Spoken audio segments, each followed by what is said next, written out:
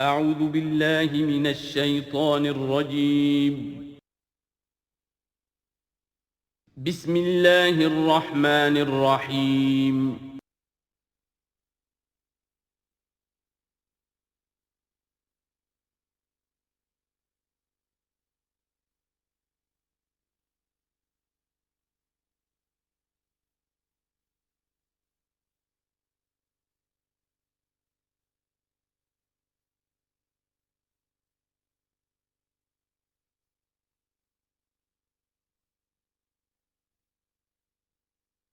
اعوذ باللہ من الشیطان الرجیم بسم اللہ الرحمن الرحیم ومن آیاتہ ان خلقکم من تراب ثم اذا انتم بشر تنتشرون ومن آیاتہ ان خلق لکم من انفسکم ازواجا لتسکنوا الیہا وجعل بینکم مودۃ ورحمۃ ان فی ذلک لآیات لقوم یتفکرون ومن آیاتہ خلق السماوات والارض واختلاف السنتکم والوانکم ان فی ذلک لآیات للعالمین صدق اللہ العظیم۔ سورہ نحل میں ہم نے دیکھا تھا کہ پہلے اللہ تعالیٰ کی خاص خلاقی کی علامات، اس کے خاص جو بھی اس نے تخلیق فرمایا ہے مختلف اعتبارات سے ان کی نشانیوں کا تذکرہ کر کے ان فی ذلک لآیہ، یہ ہم نے سورہ شعراء میں بھی دیکھا، لیکن وہ تاریخی اعتبار سے تھی نشانیاں، اور جو ہیں آفاقی انفسی آیات الہیہ ان کے حوالے سے سورۃ النحل میں یہاں مضمون وہی ہے، لیکن شروع میں کیا جا رہا ان من آیات ہی، بعد میں تذکرہ ہو رہا ہے اللہ تعالیٰ کی اس خلاقی یا خاص اس کی جو بھی رحمت کے مظاہر ہیں ان کا، اور اس کی آیات میں سے ہے کہ اس نے تمہیں پیدا کیا مٹی سے اور پھر تم انسان بن گئے ہو کہ جو زمین میں پھیلے ہوئے ہو۔ ومن آیات ہی، اس کی آیات ہی میں سے یہ ہے ان خلق لکم من انفسکم ازواجا، کہ تمہارے لیے تمہاری نوع ہی میں سے تمہاری بیویاں بنائیں، جوڑے بنائے، لتسکنوا الیہا، تاکہ تم ان کی طرف سکون پکڑو، وجعل بینکم مودۃ ورحمۃ، اور یہ کہ تمہارے مابین ایک دوسرے کے لیے محبت اور رحمت پیدا کر دی۔ ان فی ذلک لآیات لقوم یتفکرون، یقیناً اس میں آیات ہیں ان لوگوں کے لیے جو غور و فکر کریں۔ ومن آیاتہ خلق السماوات والارض، اور اس کی آیات میں سے ہے آسمان اور زمین کی تخلیق، واختلاف السنتکم والوانکم، اور تمہاری زبانوں اور تمہاری رنگوں کا فرق، کتنی بولیاں ہیں، کتنی زبانیں دنیا میں ہیں جو لوگ بولتے ہیں، کتنے مختلف رنگ ہیں لوگوں کے، بہت سے زرد روح ہیں، کوئی سرخ روح ہیں، کوئی سیاہ فام ہیں، مختلف لوگوں کو اللہ نے پیدا کیا ہے۔ تو یہ جو تخلیق میں تنوع ہے یہ بھی اللہ تعالیٰ کی خلاقی کی ایک بڑی علامت ہے۔ ان فی ذلک لآیات للعالمین، یقیناً اس میں ان لوگوں کے لیے کہ جو علم رکھتے ہوں نشانیاں ہیں، آیات ہیں۔ ومن آیاتہ منامکم باللیل والنہار، اور یہ بھی اس کی نشانیوں میں سے ہے، اس کی حکمت اور اس کے علم کی نشانیوں میں سے ہے تمہارا سونا، رات کے وقت بھی اور دن میں بھی قیلولہ انسان کرتا ہے اور رات کے وقت سونا ہے۔ وابتغاؤکم من فضلہ، اور یہ کہ پھر بقیہ اوقات میں جو تم اس کا فضل تلاش کرتے ہو، اس کے لیے بھاگ دوڑ کرتے ہو، محنت کرتے ہو، پھر تمہاری معاشی جد و جہد ہے۔ ان فی ذلک لآیات لقوم یسمعون، یقیناً اس میں نشانیاں ہیں ان لوگوں کے لیے جو سنتے ہیں، یعنی جو دل سے کے کانوں سے سنتے ہیں۔ ایک ہے حیوانوں کی طرح کا سننا، ایک ہے انسانوں کی طرح کا سننا، دل سے سننا۔ ومن آیاتہ یریکم البرق خوفا وطمعا، اور یہ بھی اس کی نشانیوں میں سے ہے کہ وہ تمہیں دکھاتا ہے بجلی، جب بجلی کونتی ہے تو خوف کے ساتھ بھی اور لالچ کے ساتھ بھی۔ خوف بھی ہوتا ہے کوئی طوفان نہ ہو کہ جس سے کوئی تباہی آ جائے، لیکن لالچ بھی ہوتا ہے کہ بارش آئے، باران رحمت آ جائے، تو خوف و طمعا۔ وینزل من السماء ماء، اور پھر برساتا ہے وہ آسمان سے پانی، فیحیی بہ الارض بعد موتها، پھر زندہ کرتا ہے اس کے ذریعے سے، پانی کے ذریعے سے زمین کو اس کے مردہ ہو جانے کے بعد۔ ان فی ذلک لآیات لقوم یعقلون، یقیناً اس میں نشانیاں ہیں ان لوگوں کے لیے جو عقل سے کام لیں۔ ومن آیاتہ ان تقوم السماء والارض بامرہ، یہ بھی اس کی نشانیوں میں سے ہے، اس کی قدرت ہے کہ آسمان اور زمین اس کے حکم سے قائم ہیں۔ یعنی یہ سارا جو اجرام سماویہ ہیں، یہ بڑے بڑے کرے ہیں، بڑے بڑے، آج جو ہمیں بتایا جاتا ہے کہ کتنے بڑے سائز کے، ہمارا سورج بیچارہ ان کے سامنے بہت ہی معمولی سی شے ہے، اتنے بڑے بڑے ستارے موجود ہیں، سٹارز موجود ہیں، ان سب کو اپنی اپنی جگہ پر اپنے اپنے مدار میں کس نے تھاما ہوا ہے؟ ثم اذا دعاکم دعوۃ من الارض، پھر جب وہ تمہیں پکارے گا، بس ایک ہی دفعہ کا پکارنا اس کا ہوگا، تم زمین سے اذا انتم تخرجون، تم نکل پڑو گے۔ یعنی اللہ تعالیٰ کی جو شان ہے یقول لہ کن فیکون، اسی طریقے سے اس وقت بھی اللہ کا بس ایک حکم کافی ہوگا۔ وَلَهُ مَن فِي السَّمَاوَاتِ وَالْأَرْضِ، اور جو کچھ بھی آسمانوں اور زمین میں ہے اسی کا ہے، اسی کی ملکیت ہے۔ كُلٌّ لَهُ قَانِتُونَ، سب اسی کے حکم کے تابع فرمان ہیں۔ وَهُوَ الَّذِي يَبْدَأُ الْخَلْقَ ثُمَّ يُعِيدُهُ، وہی ہے جو پہلے پیدا کرتا ہے، پہلی بار تخلیق فرماتا ہے، پھر اس کو دہراتا بھی ہے، یا دہرائے گا، تمہاری تخلیق دہرائے گا کہ دوبارہ تمہیں پیدا کرے گا۔ وَهُوَ أَهْوَنُ عَلَيْهِ، اور وہ اس پہ زیادہ آسان ہے، زیادہ ہلکا ہے۔ یہ بات پہلے بھی عرض کر چکا ہوں کہ قرآن یہ دلیل لاتا ہے کہ کسی بھی کام کو پہلی مرتبہ کرنا مشکل ہوتا ہے، دوسری مرتبہ کرنا آسان ہے۔ ایک مرتبہ کیا ہے، اس کی جو مشکلات ہیں اس کو اس نے حل کیا ہے، دیکھا ہے، یہ ہمارا تجربہ ہے۔ پہلی مرتبہ کوئی کام کرنا مشکل ہوتا ہے، دوسری مرتبہ وہی کام کرنا نسبتاً آسان ہے۔ لیکن تمہاری سوچ الٹی ہے، تم کہتے ہو اللہ کیسے پیدا کر دے گا دوبارہ؟ بھائی اس نے پیدا کیا تمہیں پہلے یا نہیں؟ یا تو یہ کہو کہ کوئی پیدا کرنے والا ہے ہی نہیں، وہ ایک علیحدہ بات ہو جائے گی۔ لیکن جیسا کہ آپ کو معلوم ہے کہ جو اہل عرب جو مخاطب اول تھے قرآن کے، وہ اللہ کے منکر نہیں تھے۔ ابھی ہم آیات پڑھ چکے ہیں، وَلَئِن سَأَلْتَهُم مَّن خَلَقَ السَّمَاوَاتِ وَالْأَرْضَ لَيَقُولُنَّ اللَّهُ، اگر آپ ان سے پوچھیں کہ کس نے پیدا کیا آسمان اور زمین، فوراً کہیں گے کہ اللہ نے پیدا کی۔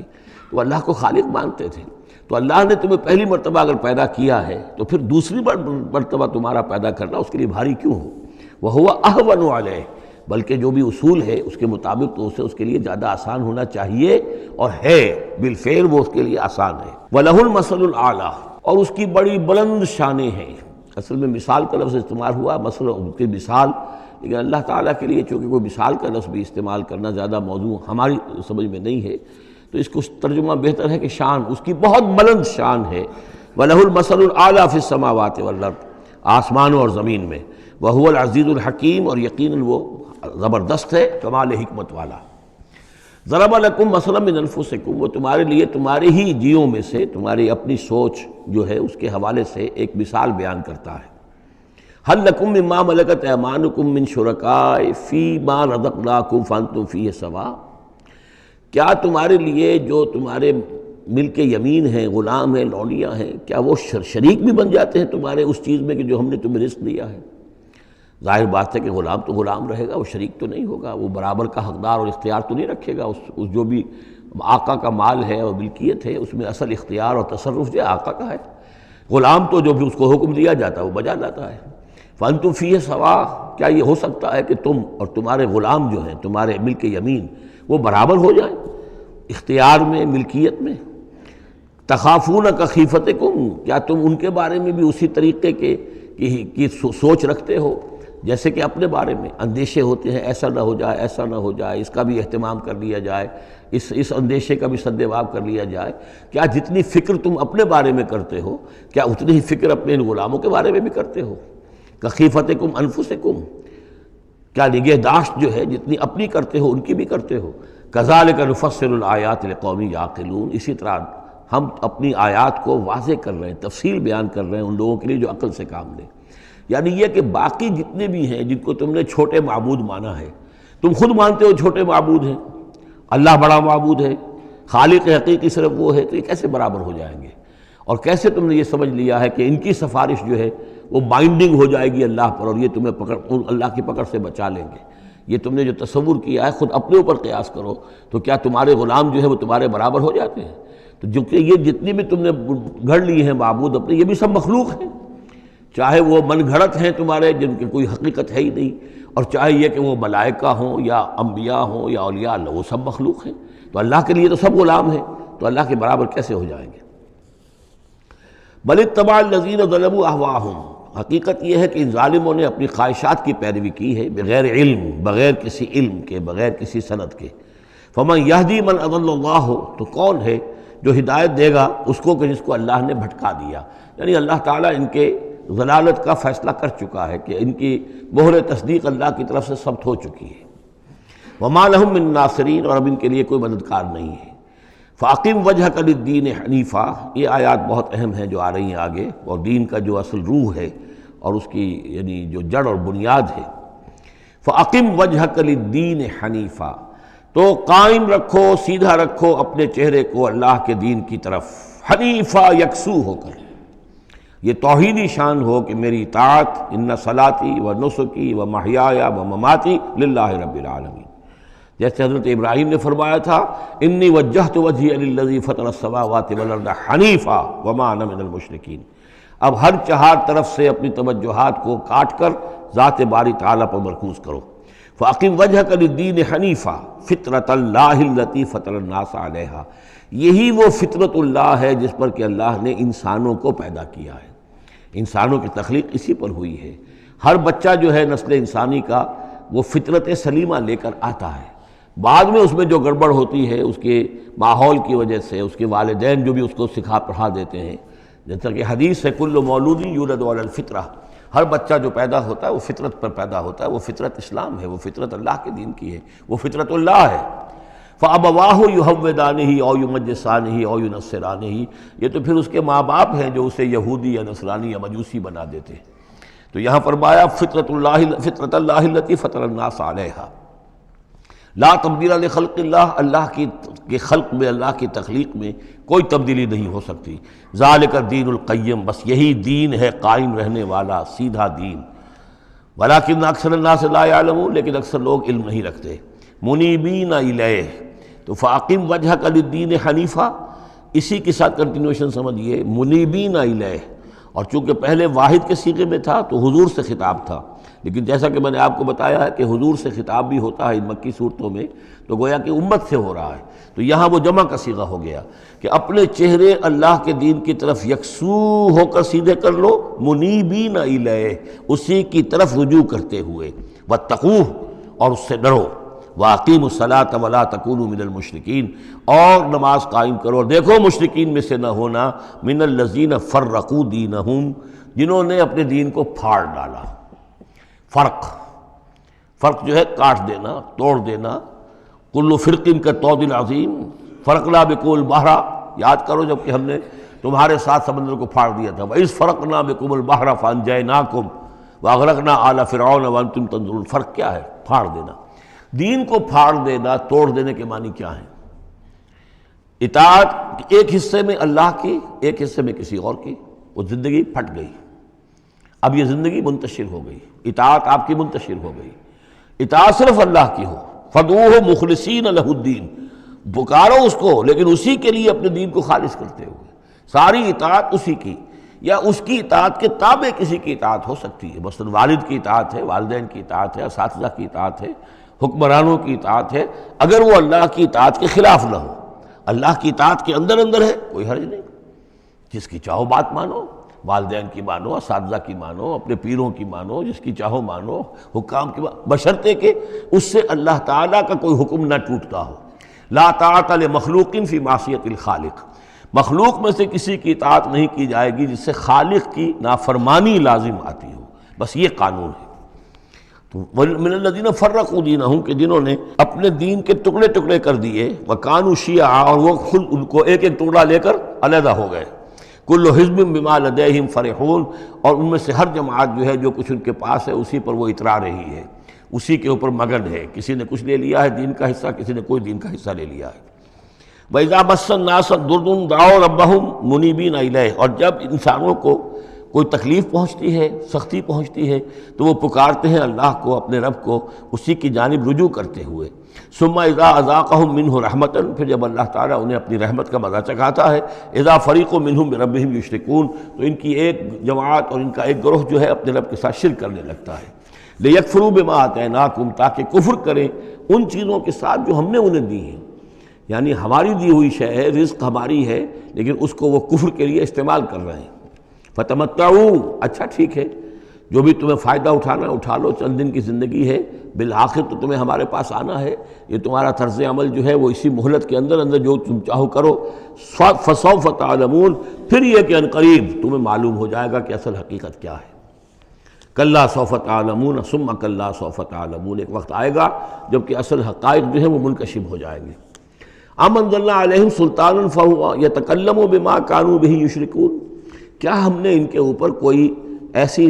سند اتاری ہے جو ان سے جو ان سے یہ کہہ رہی ہو اور ان چیزوں کی تصدیق کر رہی ہو کہ جن کے یہ شرک کر جس کو شریک کر رہے ہیں، یعنی کوئی آسمانی کتاب آئی ہو جس نے انہیں یہ بتایا ہو۔ اب یہاں دیکھیں لفظ یتکلم آیا، جو بات کرتی ہو ان سے، یہی لفظ ہے جو کہ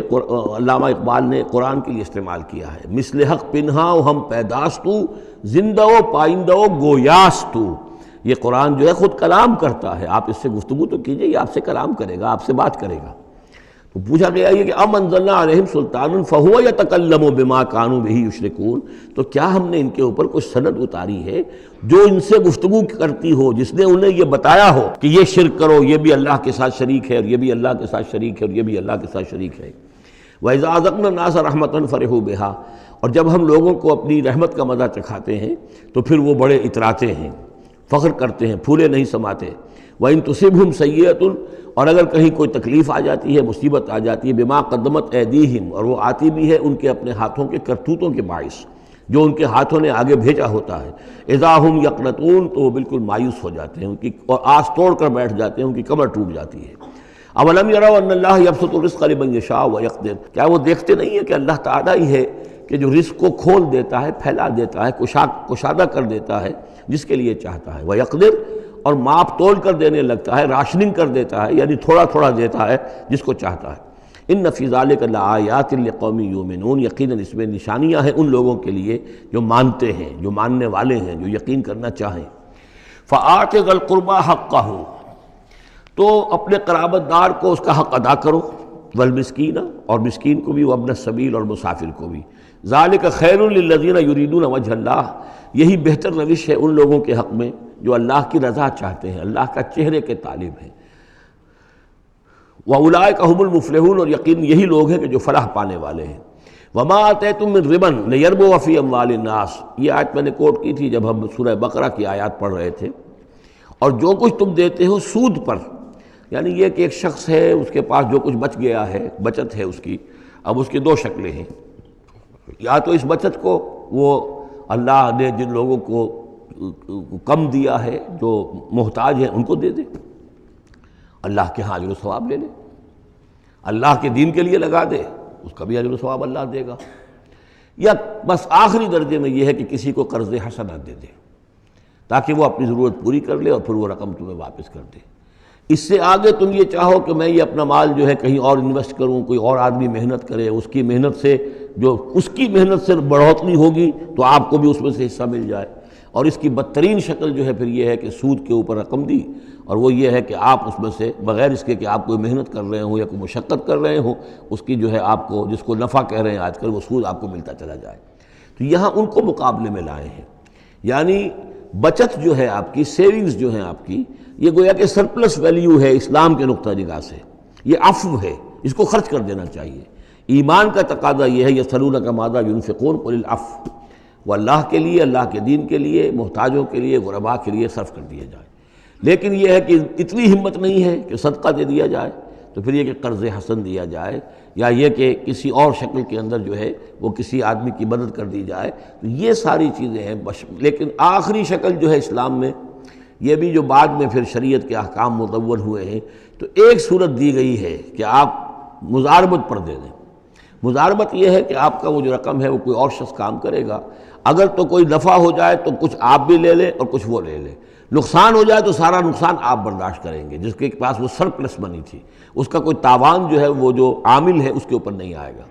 یہ تو تفاصیل بات کی ہیں، لیکن اصل میں جو قرآن مجید سامنے لاتا ہے وہ ہے صدقات اور انفاق فی سبیل اللہ ورسس سود، ربا، کہ کوئی شخص اپنی بچت کا مصرف کیا بناتا ہے، وہ بچت دیتا ہے اللہ کی رضا حاصل کرنے کے لیے، آخرت کا اجر و ثواب حاصل کرنے کے لیے، یا بچت کو انویسٹ کر کے اور دنیا ہی میں کمانا چاہتا ہے۔ یہ دو ذہنیتیں ہیں جو ایک دوسرے سے بالکل مختلف ہیں اور متضاد ہیں۔ فما آتیتم من ربا، تو جو کچھ تم دیتے ہو سود پر تاکہ وہ بڑھے، لیربو فی اموال الناس، تاکہ وہ بڑھے لوگوں کے مال میں، فلا یربو عند اللہ، اللہ کے ہاں اس میں کوئی بڑھوتری نہیں ہوتی۔ وما آتیتم من زکوٰۃ، اور جو تم زکوٰۃ دیتے ہو، یعنی اس طریقے سے صدقہ ہے، خیرات ہے، تریدون وجہ اللہ ہے، اور اس سے تم چاہتے ہو اللہ کی رضا، اللہ کا چہرہ، مراد وہی اللہ کی رضا، فاولئک هم المضعفون، یہ لوگ ہیں جو اپنی جو بچت ہے اس کو دگنا کر رہے ہیں، یعنی یہاں اللہ کے لیے دیا ہے تو وہاں 10 گنا ملے، 700 گنا ملے، اس سے بھی زیادہ ملے، لیکن یہ ہیں لوگ کہ جو در حقیقت اللہ تعالیٰ کی رضا بھی انہیں حاصل ہوگی۔ اللہ الذی خلقکم ثم رزقکم ثم یمیتکم ثم یحییکم، اللہ ہی ہے جس نے تمہیں پیدا کیا، پھر تمہیں رزق دیا، پھر وہ تمہیں مارے گا، پھر وہ تمہیں زندہ کرے گا۔ هل من شرکائکم من یفعل من ذلکم من شیء، کیا تمہارے شریکوں میں سے بھی کوئی ہے جس کے بارے میں تمہارا گمان تک ہو کہ وہ یہ کام کرتے ہیں؟ کیا لات عزیٰ منات یہ کرتے ہیں یہ کام؟ کوئی بھی ان کے عقیدے میں ایسی بات موجود نہیں تھی۔ وہ تو ہؤلاء شفعاؤنا عند اللہ کہتے تھے کہ ہمارے شفیع ہیں، بس ہمارے سفارشی ہیں۔ سبحانہ، اللہ پاک ہے، وتعالی، اور بہت بلند و بالا ہے، عما یشرکون، اس شرک سے جو یہ کر رہے ہیں۔ ظہر الفساد فی البر والبحر بما کسبت ایدی الناس، بحر و بر میں فساد رونما ہو چکا ہے بسبب اس کمائی کے کہ جو لوگوں کے ہاتھوں نے کی ہے۔ یہ آیت جتنی آج روشن ہو کر پورے دنیا کے افق کے اوپر جو ہے یوں سمجھیے کہ نمایاں ہو رہی ہے، شاید جس وقت نازل ہوئی تھی اتنی نمایاں اس وقت بھی نہ ہو، اس لیے کہ اس وقت پوری دنیا کا کیا اندازہ تھا، لوگوں کو بہت کم اندازہ تھا، پوری دنیا کی وسعت کا اندازہ بھی نہیں تھا۔ آج جس طریقے سے فساد رونما ہو چکا ہے پوری زمین میں، اور جس طرح کے تصادم ہیں، جس طرح کے مقابلے ہو رہے ہیں، جس طرح کی بد امنیاں ہیں، جس طرح کے فسادات ہیں، تو ظاہر الفساد فی البر والبحر، بر و بحر میں فساد رونما ہو چکا ہے بما کسبت ایدی الناس، لوگوں کی اپنے ہاتھوں کی کمائیوں کے باعث، لیذیقہم بعض الذی عملوا، اور یہ اس لیے ہے کہ اللہ تعالیٰ انہیں ان کے بعض اعمال کا مزہ چکھائے، یعنی بعض الذی عملوا، اگر سارے اعمال کا اللہ تعالیٰ یہیں پر اگر سزا دینی شروع کر دے تو کوئی آدمی بچے ہی نہ، ما بقا علی ظہرہ دابہ، تو کوئی بھی ایک بھی انسان نہ رہے زمین کے اوپر، لیکن کچھ اللہ تعالیٰ جو ہے وہ عذاب دیتا ہے، لعلہم یرجعون، تاکہ یہ لوٹیں پھریں، سوچیں، غور کریں، توبہ کریں، رجوع کریں۔ یہ جو کچھ ہو رہا ہے اس وقت وہ اس لیے ہے کہ انسان ہوش میں آئے، یہ آج ہمارے ساتھ کیوں ہو رہا ہے، کس وجہ سے ہو رہا ہے، خاص طور پہ مسلمان سوچیں کیوں ہم ذلیل و خوار ہیں آج، کیوں ذلیل کہ کل تک نہ تھی پسند گستاخی فرشتہ ہماری جناب میں، کیا وجہ ہے؟ اے اللہ، ہم سے تو وعدہ تیرا تھا، انتم الاعلون ان کنتم صادقین، ان کنتم مؤمنین، تم ہی بلند سر بلند ہوگے اگر تم مومن ہوئے، ہمارا یہ حال کیوں ہے؟ اگر ہم یہ سوچیں گے تو نتیجے پر پہنچیں گے کہ اس لیے کہ ایمان نہیں ہے ہمارے پاس،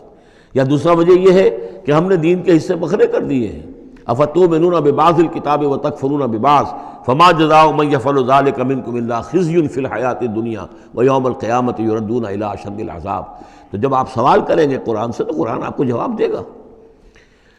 لیکن ان چیزوں پر بھی اگر غور کریں، سوچیں، تو جب تک اللہ تعالیٰ کی طرف سے کوئی مہلت ملی ہوئی ہے، کوئی بڑا عذاب آنے سے پہلے، یہ آیت نوٹ کر لیجیے، 41 نمبر آیت ہے، اس لیے کہ 60 آیتیں ہیں سورہ روم کی۔ اس سورہ مبارکہ کی مناسبت مضامین کے اعتبار سے ہے، اس کے بعد سورہ لقمان ہے، پھر سورہ سجدہ ہے۔ سورہ سجدہ کی جو آیتیں ہیں وہ 30 ہیں، اور 21ویں آیت اس کی جو ہے اس کے لگ بھگ ہے، جب ہم پڑھیں گے تو ان کے اندر مناسبت محسوس ہوگی۔ ان 4 صورتوں میں ایک عجیب بات ہے کہ یہ پہلی صورت سورہ عنکبوت، اس کے مضامین کی مناسبت جوڑا اس کا جو وہ 30ویں صورت ہے سورہ لقمان، اور دوسری صورت یہ سورہ روم، اس کا جوڑا جو ہے وہ سورہ سجدہ ہے۔ ان کے مضامین کی مناسبت اس اعتبار سے، اور چاروں نے مل کر ایک سب گروپ کی شکل اختیار کی ہے، جیسے وہ 4 تھیں جو اس سے پہلے ہم پڑھ چکے ہیں۔ ظہر الفساد فی البر والبحر بما کسبت ایدی الناس لیذیقہم بعض الذی عملوا لعلہم یرجعون قل سیروا فی الارض فانظروا کیف کان عاقبۃ الذین من قبل،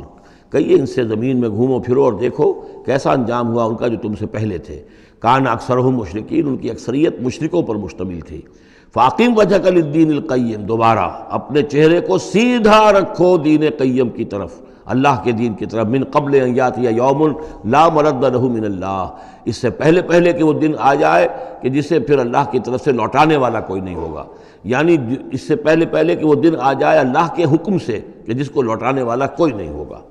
یومئذ یصدعون، اس دن یہ تقسیم ہو جائیں گے، پھٹ جائیں گے، علیحدہ ہو جائیں گے۔ کس طرح ہو جائیں گے؟ کیا پولرائزیشن ہوگی؟ من کفر فعلیہ کفرہ، جس نے کفر کیا ہوگا اس کے کفر کا سارا وبال اسی پر آئے گا۔ ومن عمل صالحا فلانفسہم یمہدون، اور جو لوگ جنہوں نے عمل کام کیے تھے، اچھے عمل کیے تھے، تو ظاہر بات ہے کہ انہوں نے اپنے ہی لیے یہ بستر بچھایا تھا، جو اعمال انہوں نے کیے تھے، تو گویا کہ اس وقت علیحدہ ہو جائیں گے، دودھ کا دودھ پانی کا پانی۔ لیجزی الذین آمنوا وعملوا الصالحات من فضلہ، تاکہ اللہ تعالیٰ بدلہ دے اہل ایمان کو جنہوں نے نیک عمل کیے تھے اپنے فضل سے، انہ لا یحب الکافرین، یقیناً وہ کافروں کو پسند نہیں کرتا۔ ومن آیاتہ، اور اس کی نشانیوں میں سے یہ بھی ہے، ان یرسل الریاح مبشرات، کہ وہ بھیجتا ہے ہواؤں کو جو بشارت لے کر آتی ہیں، وَلِيُذِيقَكُم مِّن رَحْمَتِهِ، اور تاکہ پھر وہ اپنی رحمت سے تمہیں وہ حصہ دے، تمہیں مزہ چکھائے تو اپنی رحمت کا، یعنی باران رحمت کا، وَلِتَجْرِيَ الْفُلْكُ بِأَمْرِهِ، اور تاکہ سمندر کے اندر جو جہاز چلے اور کشتیاں چلیں وہ بھی اس کے حکم سے، وَلِتَبْتَغُوا مِن فَضْلِهِ، اور تاکہ ان کشتیوں پر سفر کر کے تم اللہ کا فضل تلاش کرو، وَلَعَلَّكُمْ تَشْكُرُونَ، اور تاکہ تم شکر کرو۔ وَلَقَدْ أَرْسَلْنَا مِن قَبْلِكَ رُسُلًا إِلَىٰ قَوْمِهِمْ، اور اے نبی آپ سے پہلے بھی ہم نے رسول بھیجے اپنی اپنی قوموں کی طرف، فَجَاءُوهُم بِالْبَيِّنَاتِ، تو وہ لے کر آئے ان کے پاس واضح نشانیاں، معجزات اور واضح تعلیمات۔ فَانْتَقَمْنَا مِنَ الَّذِينَ أَجْرَمُوا، پھر ہم نے انتقام لیا مجرموں سے، وَكَانَ حَقًّا عَلَيْنَا نَصْرُ الْمُؤْمِنِينَ، اور یہ تو ہمارے ذمے تھا کہ ہم اپنے اہل ایمان بندوں کی مدد کریں۔ یعنی یہی ہوا ہے، حضرت نوح اور ان کے ساتھی بچا لیے گئے، حضرت ہود اور ان کے ساتھی بچا لیے گئے، حضرت صالح اور ان کے ساتھی بچا لیے گئے۔ اللہ الذی یرسل الریاح فتثیر سحابا، اللہ ہی ہے کہ جو ہوائیں چلاتا ہے، فتثیر، پھر وہ ہوائیں جو ہیں اٹھاتی ہیں بادلوں کو، فیبسطہ فی السماء، پھر اللہ تعالیٰ ان بادلوں کو پھیلا دیتا ہے فضا کے اندر، کیف یشاء، جیسے بھی وہ چاہتا ہے، ویجعلہ کسفا، پھر ان کو کر دیتا ہے تہ برتہ، یہ مضمون پہلے بھی آ چکا ہے، پھر ان کو تہ برتہ کرتا ہے۔ فَتَرَى الْوَدْقَ يَخْرُجُ مِنْ خِلَالِهِ، تم دیکھتے ہو کہ بارش برستی ہے اور مہ برستا ہے ان کے درمیان سے، فَإِذَا أَصَابَ بِهِ مَن يَشَاءُ مِنْ عِبَادِهِ إِذَا هُمْ يَسْتَبْشِرُونَ، تو جب اللہ تعالیٰ اپنے بندوں میں سے کسی پر اس بارش کو برسا دیتا ہے اس کی زمین پر، تو وہ بڑے خوش ہوتے ہیں، شاداں فرحاں ہوتے ہیں، خوشیاں مناتے ہیں۔ وَإِنْ كَانُوا مِنْ قَبْلِ، اور اس سے پہلے اگرچہ وہ تھے، ان ينزل علیہم من قبل ہی، کہ اس سے پہلے کہ یہ ان پر بارش برسائی گئی ہوتی، لمبلسین، یقیناً بہت ہی نا امید تھے، یقیناً اس سے پہلے مایوس ہو چکے تھے کہ اچانک گھٹا آئی، بشارت آئی، بارش برسی، اب وہ خوش ہو گئے، خوشیاں منا رہے ہیں۔ یہ خاص طور پر جو بارانی زمینیں ہوتی ہیں وہاں کے لوگوں کو اصل میں ان چیزوں کا زیادہ تجربہ ہوتا ہے۔ عام طور پر جہاں آرٹیفیشل اریگیشن ہے تو وہاں یہ نیچرل فنومینا اور اس کے ساتھ یہ نفسیاتی کیفیات اتنی نہیں ہوتی جتنی کہ بارانی زمینوں میں ہوتی ہے۔ فانظر الی آثار رحمت اللہ، تو دیکھو اللہ کی اپنی اللہ کی رحمت کے جو آثار ہیں، نشانیاں ہیں، اس کو دیکھو۔ کیف یحیی الارض بعد موتہا، کیسے وہ زندہ کرتا ہے زمین کو اس کے مردہ ہو جانے کے بعد۔ ان ذالک لمحیی الموتیٰ، وہی ہے جو زندہ کرتا ہے، جو زندہ کرے گا مردوں کو۔ وہو علی کل شیء قدیر، اور یقیناً وہ ہر چیز پر قادر ہے۔ ولئن ارسلنا ریحا، اور اگر ہم بھیجیں کوئی ایسی ہوا، جھکڑ بھیج دیں اس کھیتی کے اوپر، وہ کھیتی کو تباہ و برباد کر دے، فرآہ مصفرا، اور دیکھیں کہ وہ کھیتی تو پیلی پڑ گئی، زرد پڑ گئی، کوئی ایسا آ گیا، کوئی باد سرسر کا جھونکا آ گیا، کیا ہوا؟ فَلَظَلُّوا مِن بَعْدِهِ يَكْفُرُونَ، تو پھر وہ اس کے بعد جو ہے وہ پھر ناشکری کرنے لگتے ہیں اللہ کے جناب میں، کہ ہمارے اوپر تو اللہ کی کوئی رحمت کبھی ہوئی ہی نہیں، ہمارے لیے تو ہماری تو قسمت پھوٹی ہوئی ہے، اللہ تعالیٰ کی طرف سے ہمیں کبھی کوئی خیر ملا ہی نہیں۔ فَإِنَّكَ لَا تُسْمِعُ الْمَوْتَىٰ، تو اے نبی آپ نہیں سنا سکتے مردوں کو، وَلَا تُسْمِعُ الصُّمَّ الدُّعَاءَ اذا ولوا مدبرین، نہ ہی آپ ایسے بہرے لوگوں کو سنا سکتے ہیں اپنی پکار اور اپنی دعوت کہ جو پیٹھ موڑ کر بھی چلے گئے ہوں۔ یعنی بہرا جو ہے اگر آپ کے آمنے سامنے رو در رو ہے تو کم سے کم اشاروں کے نعروں میں کوئی بات اسے سمجھائی جائے، لیکن یہ لوگ جو ہیں یہ تو ایسے بہرے ہیں کہ جو ساتھ ہی پیٹھ موڑ کر چل بھی دیے ہیں، لہذا آپ کوئی شکل نہیں ہے کہ آپ اپنی دعوت اور جو بھی ابلاغ و تبلیغ ہے اس کا ان کے اوپر کوئی اثر پیدا کر سکیں۔ وَمَا أَنْتَ بِهَادِ الْعُمْيِ عَنْ ضَلَالَتِهِمْ، اسی طرح آپ اندھوں کو ان کی گمراہی اور ان کی ضلالت سے، بھٹکنے سے آپ بچا نہیں سکتے، ہدایت نہیں دے سکتے۔ ان تسمعوا الا من یؤمن، آپ نہیں سنا سکتے مگر انہی کو جو مانتے ہیں، بآیاتنا، ہماری آیات کو، فہم مسلمون، پس وہ ہماری فرما برداری اختیار کرتے ہیں۔ اللہ الذی خلقکم من ضعف، وہ اللہ ہی ہے جس نے تمہیں بنایا کمزوری سے، یعنی جب تم پیدا ہوتے ہو تو بہت کمزور ہوتے ہو، ثم جعل من بعد ضعف قوۃ، پھر تمہاری اس کمزوری کے بعد اللہ تعالیٰ تمہیں قوت عطا فرماتا ہے، جوانی آتی ہے، آدمی کڑیل جوان بنتا ہے، پھر اس کے ثم جعل من بعد قوت ضعفا، پھر قوت کے بعد پھر ضعف آ جاتا ہے، پھر یہ ادھیڑ عمر ہوئی اور قوا کے اندر جو ہے اضمحلال پیدا ہونا شروع ہوا، پھر بڑھاپا آ گیا، وشیبہ، اور پھر یہ کہ سفید بال ہو جاتے ہیں، یخلق ما یشاء، اللہ تعالیٰ پیدا کرتا ہے، تخلیق فرماتا ہے جو چاہتا ہے، وہو العلیم القدیر، اور یقیناً وہ سب کچھ جاننے والا اور ہر شے پر قدرت رکھنے والا ہے۔ وَيَوْمَ تَقُومُ السَّاعَةُ يُقْسِمُ الْمُجْرِمُونَ، اور جس دن قیامت قائم ہوگی قسمیں کھائیں گے یہ مجرم، ما لبثوا غیر ساعۃ، نہیں رہے وہ سوائے ایک گھنٹے کے، ایک گھڑی کے، بس ایک گھڑی رہے دنیا میں اور یا اس عالم برزخ میں، اس سے زیادہ نہیں۔ کذالک کانوا یؤفکون، جس طرح اس وقت ان کے جو ہے ہوش ٹھکانے نہیں ہوں گے، اسی طرح وہ دنیا میں بھی اچک لیے جاتے تھے، یعنی حقیقت کو نہیں سمجھتے تھے، حقیقت کو نہ تسلیم کرتے تھے نہ مانتے تھے۔ وقال الذین اوتوا العلم، اور کہیں گے وہ لوگ کہ جن کو کہ علم حاصل تھا، جو صاحب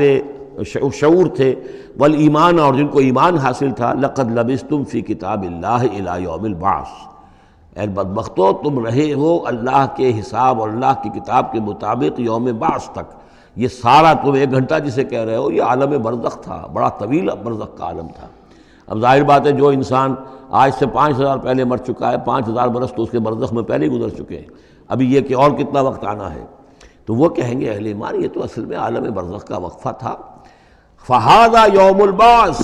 اور اب جو تمہاری آنکھ کھلی ہے تو یہ ہے یوم بعث، یہ یوم قیامت ہے، یہ اٹھنے کا دن ہے۔ وَلَٰكِنَّكُمْ كُنتُمْ لَا تَعْلَمُونَ، لیکن یہ کہ تم علم نہیں رکھتے تھے، تم نے ان چیزوں کو نظر انداز کر دیا تھا، ان کے بارے میں غور کرنا ہی پسند نہیں کیا تھا۔ فَيَوْمَئِذٍ لَا يَنفَعُ الَّذِينَ ظَلَمُوا مَعْذِرَتُهُمْ، تو آج پھر جن لوگوں نے ظلم کیا، زیادتی کی، گناہ کی زندگی بسر کی، اب ان کو کوئی فائدہ نہیں پہنچائے گی ان کا معذرت کرنا، عذر تراشنا، بہانے بنانا اور معافیاں مانگنا کام نہیں آئے گا۔ وَلَا هُمْ يُسْتَعْتَبُونَ، نہ ہی انہیں یہ موقع دیا جائے گا کہ وہ توبہ کریں، اب وہ وقت گزر چکا۔ دنیا میں موقع تھا جب تک موت نہیں آئی تھی، معلم یغرغر، جب تک کہ موت کے آثار شروع نہیں ہوئے ان کے لیے توبہ کا موقع تھا، لیکن اب انہیں یہاں پر توبہ کا موقع نہیں دیا جائے گا، ان کی توبہ جو ہے اب قبول نہیں ہوگی۔ وَلَقَدْ ضَرَبْنَا لِلنَّاسِ فِي هَذَا الْقُرْآنِ مِنْ كُلِّ مَثَلٍ، ہم نے تو لوگوں کے لیے اس قرآن میں ہر طرح کی مثالیں بیان کر دیں، ہر انداز میں سمجھا دیا۔ ایک پھول کا مضمون ہو تو 100 رنگ سے باندھیں، ہم نے یہ ہر طریقے سے بات جو ہے واضح کر دی ہے۔ وَلَئِنْ جِئْتَهُمْ بِآیَةٍ، اور جب آپ ان کے پاس اگر آپ لے آئے ان کے پاس کوئی نشانی، لَيَقُولَنَّ الَّذِينَ كَفَرُوا إِنْ أَنْتُمْ إِلَّا مُبْطِلُونَ، تو یہی کہیں گے یہ لوگ کافر کہ نہیں ہو مگر تم جھوٹ گھڑ رہے ہو، یہ جھوٹی باتیں ہیں، من گھڑت باتیں ہیں جو تم کر رہے ہو، یا یہ کہ تم نے کوئی جادو کر دیا ہے۔ كَذَلِكَ يَطْبَعُ اللَّهُ عَلَىٰ قُلُوبِ الَّذِينَ لَا يَعْلَمُونَ، اسی طرح اللہ مہر کر دیا کرتا ہے ان لوگوں کے دلوں پر جو علم نہیں رکھتے۔ فَاصْبِرْ، بس اے نبی صلی اللہ علیہ وسلم آپ صبر کیجئے۔ إِنَّ وَعْدَ اللَّهِ حَقٌّ، اور جیسا کہ میں نے عرض کیا یہ صرف حضور کے لیے نہیں ہے، حضور کی وساطت سے تمام مسلمانوں کو۔ تو اے نبی آپ اور اے اہل ایمان تم سب صبر کرو۔ ان وعد اللہ حق، اللہ کے وعدے پر یقین رکھو، اللہ کا وعدہ سچا ہے، اس کی مدد آئے گی، غلبہ دین کو ہوگا، حق کا ہوگا، لیکن یہ کہ اس کے ابھی بہرحال ابھی اس کے امتحان اور بھی ہیں، تمہارا امتحان تو لیا جائے گا۔ احسب الناس ان یترکوا ان یقولوا آمنا وهم لا یفتنون، پھر سورہ بقرہ کی وہ آیت ذہن میں لائیے، وَلَنَبْلُوَنَّكُمْ بِشَيْءٍ مِّنَ الْخَوْفِ وَالْجُوعِ وَنَقْصٍ مِّنَ الْأَمْوَالِ وَالْأَنفُسِ وَالثَّمَرَاتِ، یہ اللہ امتحان تو لے گا، لیکن اللہ کے وعدے پر پختہ یقین رکھو۔ إِنَّ وَعْدَ اللَّهِ حَقٌّ وَلَا يَسْتَخِفَّنَّكَ الَّذِينَ لَا يُوقِنُونَ، اور دیکھنا کہیں وہ لوگ جو یقین نہیں رکھتے تمہیں ہلکا نہ کر دیں، یعنی تمہارے ان کا دباؤ جو ہے تم برداشت نہ کر سکو اور تم پیچھے ہٹ جاؤ، کو پسپائی اختیار کر لو۔ اس کے معنی کیا ہوئے؟ بڑے بودے نکلے، بڑے کمزور نکلے۔ دیکھنا کہیں ایسا نہ ہو کہ یہ تمہارے دشمن، یہ مشرک، یہ کافر جو دباؤ ڈال رہے ہیں، کہیں تمہارا بودا پن ظاہر ہو جائے اور وہ تمہیں ہلکا کر کے رکھ دیں۔ اس کی بجائے جمے رہو، ڈٹے رہو، کوہ ہمالیہ کی طرح کھڑے رہو، اور اللہ تعالیٰ کے دین کے لیے جو تن من دھن لگا رہے ہو اسی طریقے سے لگاتے رہو، بالآخر اللہ تعالیٰ تمہیں نجات دے گا، دنیا میں بھی آخرت میں بھی۔ سورۃ لقمان، بسم اللہ الرحمن الرحیم، الف لام میم، تلک آیات الکتاب الحکیم۔ اس سورہ مبارکہ کی ابتدائی آیات جو ہیں وہ سورہ بقرہ کی ابتدائی آیات سے بہت مشابہ بھی ہیں، اور دوسرے یہ کہ اس میں ایک لطیف فرق ہے، وہ ابھی آپ کے سامنے آ جائے گا۔ تلک آیات الکتاب الحکیم ھدی ورحمۃ للمحسنین الذین یقیمون الصلاۃ ویؤتون الزکاۃ وہم بالآخرۃ ہم یوقنون اولئک علی ھدی من ربہم واولئک ھم المفلحون۔ پانچویں آیت تو یہاں ہے وہی پانچویں آیت ٹھیک سورہ بقرہ کی ہے، اولئک علی ھدی من ربہم واولئک ھم المفلحون۔ پہلی آیت الف لام میم یہاں ہے، پہلی آیت الف لام میم سورہ بقرہ کی بھی ہے۔ نوٹ کیجئے کہ وہاں آیا تھا ھدی للمتقین، یہ تقوی والوں کے لیے جن میں کوئی حق کی طلب ہے، جو چاہتے ہیں نیک راستے پر چلنا، جن میں طلب ہدایت ہے، ان کے لیے ہدایت ہے۔ یہاں ایک لفظ کا اضافہ کیا، اگلی منزل چونکہ بیان ہو رہی ہے، ھدی و رحمتاً للمحسنین، یہ جو بلند ترین منزل ہے، جو احسان کے مقام تک پہنچ جائیں، ان کے حق میں یہ صرف ہدایت ہے، ہدایت نہیں رحمت بھی ہے۔ تو یہاں تقابل اگر کریں گے، الف لام میم ذالک الکتاب لا ریب فیہ ھدی للمتقین، یہاں فرمایا تلک آیات الکتاب الحکیم، یہ ایک بڑی حکمت بڑی کتاب کی آیات ہیں، اور یہ ہدایت ہے اور رحمت ہے محسنین کے حق میں۔ اور یہ محسنین جو ہے قرآن کی اصطلاح کے طور پر، جیسا کہ میں بیان کر چکا ہوں سورہ مائدہ میں، کہ یہ پہلا درجہ ہے اسلام، اس سے اوپر ایمان، اس سے اوپر احسان۔ اذا ما اتقوا وآمنوا وعملوا الصالحات ثم اتقوا وآمنوا ثم اتقوا واحسنوا واللہ یحب المحسنین، ان کے حق میں یہ قرآن رحمت ہے۔ الذین، اب ان کے یہ اوصاف ہیں جو نماز قائم رکھتے ہیں، ویؤتون الزکاۃ، وہاں ہے ومما رزقناہم ینفقون، یہاں باقاعدہ لفظ زکوٰۃ آ گیا، وہ زکوٰۃ دیتے رہتے ہیں، یا یہ کہ اپنے تزکیے کے لیے ایک مسلسل کوشاں رہتے ہیں۔ وہم بالآخرۃ ہم یوقنون، اور آخرت پر ان کا پورا یقین ہے۔ اصل شے جو ہے جو انسان کے عمل اور کردار پر اثر انداز ہوتی ہے وہ ایمان بالآخرہ ہے۔ اولئک علی ھدی من ربہم، یہ لوگ ہیں ہدایت پر اپنے رب کی جانب سے، واولئک ھم المفلحون، اور یہی ہیں فلاح پانے والے۔ وَمِنَ النَّاسِ مَن يَشْتَرِي لَهْوَ الْحَدِيثِ لِيُضِلَّ عَن سَبِيلِ اللَّهِ بِغَيْرِ عِلْمٍ، لوگوں میں سے کچھ ایسے بھی ہیں کہ جو کھیل کی باتیں خریدتے ہیں، کھیل کود، اور تاکہ لوگوں کی توجہ ادھر ہو جائے۔ اور یہ باقاعدہ کیا ہے نضر بن حارث جو رؤسائے قریش میں سے تھا، اور اس شخص کا معاملہ یہ تھا کہ یہ حضور کے شدید ترین مخالفین میں سے تھا۔ اس نے یہ کیا کہ یہ لوگ جو ہیں، چونکہ عربوں کے اندر ذوق تو تھا، ان کے ہاں اچھے شاعروں کی بڑی قدر تھی، خطبہ ادب جو ہے، فصاحت و بلاغت جو ہے، اس سے ان کو دلچسپی تھی، قرآن مجید کی فصاحت اور بلاغت انہیں اپنی طرف کھینچتی تھی۔ وہ چاہتے تھے کہ یہ لوگ سنیں ہی نہ، تو وہ کہیں سے شام گیا اور وہاں سے کوئی گانا گانے والی ایک لونڈی لے آیا جو بہت اچھا گانا گاتی تھی، اور اس کی محفلیں اس نے منعقد کرانی شروع کر دی تاکہ لوگ آئیں یہاں پر اور یہ اس میں مگن رہیں، اور رات کا وقت وہاں لگائیں تو دن میں سوئیں۔ بہرحال کسی طریقے سے ان کی توجہات جو ہے اس کو محمد کی طرف سے ہٹا کر صلی اللہ علیہ وسلم تو ان چیزوں میں لگا دیا جائے۔ اور یہ اچھی طرح سمجھ لیجئے کہ اس وقت دنیا میں یہ کھیلوں کا معاملہ، سپورٹس کا، گیمز کا معاملہ، اور پورے ذرائع ابلاغ کے اوپر معلوم ہوتا ہے چھائی ہوئی شے یہ ہے۔ ٹی وی کے اوپر تو معلوم ہوتا ہے کہ دنیا کی اہم ترین شے جو ہے وہ یہ گیمز ہیں، ان کے ٹورنامنٹس ہیں، وہ وہاں ہو رہا ہے، یہاں ہو رہا ہے، وہاں ہو رہا ہے، یہاں ہو رہا ہے، یہ ٹینس کا ہے، یہ فلاں کا ہے، یہ تیراکی کا ہے، اور یہ گیم، اس لیے کہ اسی کو دیکھتے رہو۔ جو بھی وقت کوئی فارغ ہے، ظاہر بات ہے کہ کہیں ایسا نہ ہو کہ کہیں بیٹھے بیٹھے کہیں اچانک خیال ہی آ جائے کہ بھئی سوچے انسان میں ہوں کون، کہاں سے آیا ہوں، کہاں جا رہا ہوں، زندگی کا مال کیا ہے، مقصد کیا ہے، اپنی حالات کے بارے میں ہی سوچے، دنیا کدھر جا رہی ہے، قوم کدھر جا رہی ہے، ملک کدھر جا رہا ہے، نہیں، ان کو مست رکھو۔ وہ اقبال نے تو کہا تھا کہ ابلیس نے یہ کہا اپنے کارندوں سے کہ مست رکھو ذکر و فکر صبح گاہی میں اسے، اور پختہ تر کر دو مزاج خانقاہی میں اسے۔ اس سے اگلی بات ہے کہ جو آج دنیا کے ابلیسوں نے جو ایجاد کی ہے کہ یہ کھیل کود، اسی طریقے سے یہ ایکٹرز، یہ ڈرامے، اور پھر ان کے ایکٹرز اور ایکٹریسز کی زندگیاں، اور ان کے جو بھی سکینڈلز ہوں، جس طریقے سے کہ ان کو دنیا میں پھیلایا جا رہا ہے تاکہ وہ نوجوان نسل بھی بس ان دلچسپی میں پڑی رہے۔ تو یہ ہے اصل میں وہ فلسفہ۔ وَمِنَ النَّاسِ مَن يَشْتَرِي لَهْوَ الْحَدِيثِ، کھیل کود کی چیزیں خریدتے ہیں وہ لوگ، لِيُضِلَّ عَن سَبِيلِ اللَّهِ، تاکہ اللہ کے راستے سے گمراہ کریں، بغیر علم، بغیر علم کے۔ وَيَتَّخِذَهَا هُزُوًا، اور اللہ تعالیٰ کا جو معاملہ ہے اس کو یہ وہ ہنسی ٹھٹا بنا دیں۔ اولئک لہم عذاب مہین، یہ وہ لوگ ہیں کہ جن کے لیے اہانت آمیز عذاب ہے۔ وَإِذَا تُتْلَىٰ عَلَيْهِ آیاتنا وَلَّىٰ مُسْتَكْبِرًا، اور جب اسے سنائی جاتی ہیں ہماری آیات تو وہ وَلَّىٰ اپنی پیٹھ موڑ کر چل دیتا ہے، مستکبرًا استکبار کرتے ہوئے، کأن لم یسمعها، جیسے کہ اس نے سنی ہی نہیں، کأن فی اذنیہ وقرا، گویا کہ اس کے کانوں میں کوئی ثقل ہے، بوجھ ہے، اس نے سنا ہی نہیں کیا محمد نے سنایا ہے۔ فبشرہ بعذاب علیم، یہ سارا جو ہے یہ اس نضر بن حارث کے لیے یہ آیات نازل ہوئی ہیں۔ تو اے نبی اس شخص کو دردناک عذاب کا آپ کی بشارت دے دیجیے۔ ان الذین آمنوا وعملوا الصالحات لہم جنات النعیم، یقیناً وہ لوگ جو ایمان لائے اور جنہوں نے نیک عمل کیے ان کے لیے نعمتوں بھرے باغات ہیں، خالدین فیہا، جس میں وہ ہمیشہ ہمیش رہیں گے۔ وعد اللہ حقا،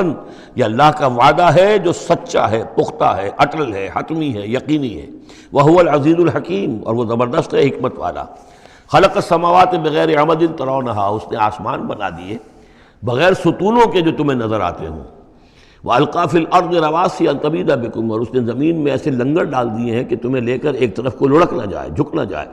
وَبَثَّ فِيهَا مِن كُلِّ دَابَّةٍ، اور اس میں ہر طرح کے جانور جو ہے پھیلا دیے ہیں۔ وَأَنزَلْنَا مِنَ السَّمَاءِ مَاءً، اور اس نے اتارا ہے آسمان سے پانی۔ فَأَنبَتْنَا فِيهَا مِن كُلِّ زَوْجٍ كَرِيمٍ، اور اس میں ہر طرح کے جو ہے جوڑے نباتات کے اس نے پیدا کر دیے ہیں، ہر طرح کے۔ آپ کو معلوم ہے کہ ان کی بھی فیملیز ہوتی ہیں، یہ سٹرس فیملی ہے اور یہ فلاں فیملی ہے، اس طریقے سے اللہ تعالیٰ نے ان کے بھی خاندان بنائے ہوئے۔ ھذا خلق اللہ فارونی ماذا خلق الذین من دونہ، یہ تو ہے اللہ کی تخلیق، تم بھی مانتے ہو کہ اللہ نے بنایا، پھر ذرا مجھے دکھاؤ کیا چیز بنائی ہے انہوں نے جو اس کے سوا معبود تم نے بنا لیے ہیں۔ بل الظالمون فی ضلال مبین، ظاہر ہے کہ ایسے ان کے عقیدے میں بھی یہ بات نہیں تھی۔ یہ دوسری بات ہے کہ وہ متوجہ نہیں ہوتے تھے، جو کچھ کر رہے ہیں اس کا کبھی تجزیہ نہیں کرتے تھے، لیکن یہ ہے کہ یہ ظالم جو ہے یہ کھلی گمراہی میں پڑے ہوئے ہیں۔ اب جو دوسرا رکوع آ رہا ہے سورہ مبارکہ کا، یہ ہمارے اس منتخب نصاب کا ایک اہم درس ہے، اور یہ منتخب نصاب کا پہلا حصہ ہے جو جامع اسباق، سورۃ العصر، پھر آیت البر، تیسرا سبق یہ ہے، اس لیے کہ اس میں بھی وہ انسان کی نجات کے لیے جو چیزیں لازم ہیں وہ سب کی سب ان کا ایک اسکیلیٹن سمجھیے، اس کا جو ہے ایک خاکہ جو ہے، بلو پرنٹ اس کے اندر بھی آ گیا ہے۔ اور یہ اصل میں ایک ایسے شخص کی مثال ہے جو نہ خود نبی تھے نہ کسی نبی کے پیروکار تھے، لیکن وہی جو بات میں نے بارہا آپ سے عرض کی ہے کہ سلیم الطبع انسان، سلیم الفطرت انسان، اور سلیم العقل انسان، فطرت کج نہ ہوئی ہو، پرورٹڈ نہ ہو، اور انسان کی عقل جو ہے اس کے اوپر پردے نہ پڑ گئے ہوں، تو انسان کچھ حقائق تک خود پہنچ جائے گا چاہے کسی نبی کی دعوت اس تک نہ پہنچی ہو۔ وہ مقام کیا ہے کہ وہ پہچان لے گا کہ اس کائنات کا ایک خالق ہے، وہ اکیلا ہے، وہی اس کا مدبر ہے، وہی چلا رہا ہے، وہ تمام صفات کمال سے بتمام و کمال متصف ہے۔ پھر یہ کہ اس نے جو ہمیں پیدا کیا ہے تو زندگی صرف یہ زندگی نہیں ہے بلکہ کوئی اور زندگی بھی ہوگی، اس کے پاس لوٹنا بھی ہوگا، ہم اس کی طرف جائیں گے اور پھر ہمیں اپنے اعمال کا محاسبہ وہاں پر فیس کرنا ہوگا اور جزا و سزا ہوگی۔ یہاں تک انسان پہنچ سکتا ہے، یعنی ایمان ابھی نہ کہیے، ایمان تو تصدیق کو کہتے ہیں، ایمان کا لفظ تو ہوتا ہے جبکہ نبی کی دعوت کی تصدیق کی جائے تو لفظ ایمان ہے، لیکن یوں سمجھیے کہ معرفت یا حکمت، معرفت اور حکمت کے یہ دو سٹیشنز ایسے ہیں کہ جس تک انسان پہنچ جاتا ہے بغیر وحی کی رہنمائی کے، اگر اس کی فطرت سلیم ہے، اس کی عقل سلیم ہے۔ اس کے بعد وہ سوال کرتا ہے، یہی میں نے سورہ فاتحہ میں آپ کو بتایا تھا کہ سورہ فاتحہ دعا ہے، لیکن کس شخص کی دعا ہے؟ عام آدمی کی دعا نہیں ہے، وہ ہمیں تلقین تو کی گئی ہے، نماز میں ہم وہی پڑھتے ہیں، لیکن اس میں پیش نظر کیا ہے کہ ایک شخص جو اپنی سلامتی طبع، سلامتی فطرت، سلامتی عقل سے یہاں تک تو پہنچ گیا کہ الحمدللہ رب العالمین الرحمن الرحیم مالک یوم الدین ایاک نعبد، یہاں تک تو وہ پہنچ گیا ہے۔ اے رب پھر تیری ہی بندگی کرنی چاہیے، تیری ہی مرضی پر چلنا چاہیے، لیکن تیری مرضی کس شے میں ہے یہ ہمیں معلوم نہیں، تو کس چیز سے راضی ہوتا ہے، کس سے ناراض ہوتا ہے یہ ہمیں معلوم نہیں، تیری بندگی کیسے کریں یہ ہمیں معلوم نہیں۔ تو اس سے آگے پھر ہے وہ جو اہدنا الصراط المستقیم، ایاک نعبد و ایاک نستعین اہدنا الصراط المستقیم۔ تو ایسی ایک شخصیت تھی حضرت لقمان کی، جہاں تک روایات ہیں ان سے معلوم ہوتا ہے کہ یہ حبشی النسل تھے۔ نوبیا ایک جگہ ہے کہ جو سوڈان اور یوں سمجھیے کہ مصر کے تقریباً درمیان یا سرحد پر ہے، وہاں یہ رہتے تھے اور کارپینٹر تھے، لیکن یہ کہ اللہ تعالیٰ ذہانت جس کو بھی چاہے دے دے، لیکن ان کے اندر اللہ تعالیٰ نے وہ ذہانت بھی دی تھی، اور وہ سلامتی فکر، سلامتی عقل، سلامتی فطرت، سلامتی قلب، اس کے نتیجے میں وہ اس چیز تک پہنچ گئے تھے، توحید تک، اور اس کے ساتھ ہی یہ ہے کہ اعمال انسان کے جو ہیں وہ ضائع جانے والے نہیں ہیں، ان کا کوئی نہ کوئی بدلہ مل کر رہے گا۔ باقی یہ کہ جو چیزیں وہی سے معلوم ہوتی ہیں، جنت دوزخ، وہ تو ان کے تذکرہ نہیں ملے گا اس کے اندر، جو چیزیں، اور کسی رسول کا تذکرہ بھی نہیں ملے گا، اس لیے کہ وہ کسی رسول کے امتی ہوتے تو تذکرہ کرتے۔ یہاں انہوں نے جو اپنی ایک حکیم اور دانا انسان نے اپنے ساری عمر کے سوچ کا جو لب لباب ہے، خلاصہ ہے، حاصل ہے، وہ اپنے بیٹے کو اپنے انتقال کے وقت وصیت کی شکل میں منتقل کیا ہے، اور اس کو اللہ تعالیٰ نے قرآن میں نقل کر دیا، کیونکہ ان کے اقوال کوٹ کیے جاتے تھے۔ جیسے ہم کوئی تقریر کرتے ہیں تو کبھی علامہ اقبال کا حوالہ دیتے ہیں، ان کا شعر کوٹ کر دیتے ہیں، کبھی کسی اور کا، تو یہ بھی اصل میں عرب میں خطباء اور شعراء جانتے تھے کہ یہ لقمان جو ہیں یہ بہت ہی حکیم اور دانا انسان تھے، اور ان کے اقوال جو ہیں کوٹ کیے جاتے تھے اشعار میں بھی اور خطبات میں بھی۔ تو اللہ نے بتایا کہ دیکھو یہ لقمان بھی جو اپنی سلامتی طبع اور سلامتی فکر کی وجہ سے جہاں تک پہنچا، وہ وہی اصول ہے کہ جن کی طرف محمد تمہیں دعوت دے رہے ہیں صلی اللہ علیہ وسلم۔ وَلَقَدْ آتَيْنَا لُقْمَانَ الْحِكْمَةَ، اور ہم نے لقمان کو دانائی عطا کی۔ دانائی کا نتیجہ کیا تھا؟ انشکر للہ، کہ شکر کرو اللہ کا۔ دانائی کا تقاضا، فطرت کی سلامتی کا تقاضا کیا ہے؟ جو بھی آپ کے ساتھ بھلائی کرے اس کے لیے ایک احسان مندی کے جذبات آپ میں پیدا ہونے چاہیے۔ اگر نہیں ہو رہا ہے تو فطرت جو ہے پرورٹڈ ہے، بس ہو گئی، جو بھی بھلائی کرے۔ اور عقل کا تقاضا کیا ہے کہ اصل جو ہے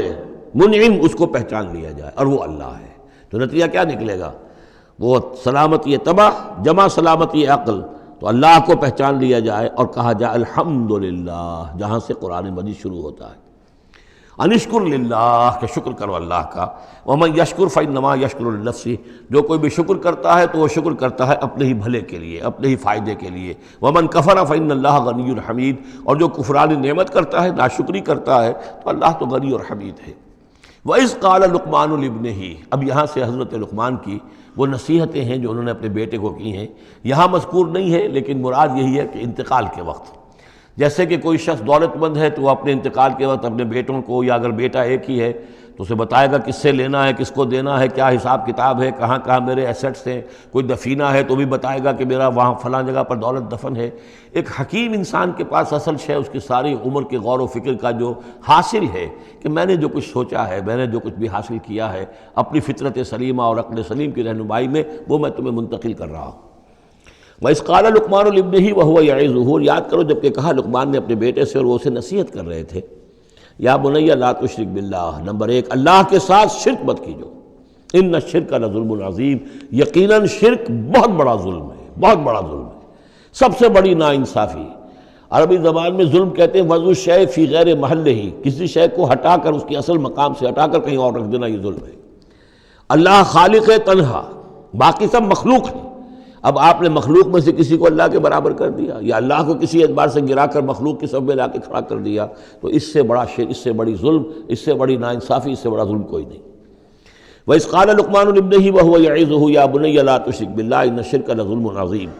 اور اس کے بعد فوراً ہی اللہ تعالیٰ نے اپنی طرف سے ایک بات ایڈ کی ہے۔ یہ چوتھا مقام آ گیا ہے کہ جہاں اللہ کے حق کے فوراً بعد والدین کا حق۔ ظاہر بات ہے کہ حضرت لقمان کو یہ بات کچھ یعنی مناسب نہیں معلوم ہوئی کہ وہ اپنا حق بھی بیان کریں، لہذا اس کی تکمیل کر دی ہے اللہ تعالیٰ نے۔ وَوَصَّيْنَا الْإِنسَانَ بِوَالِدَيْهِ، اور ہم نے وصیت کی انسان کو اس کے والدین کے بارے میں،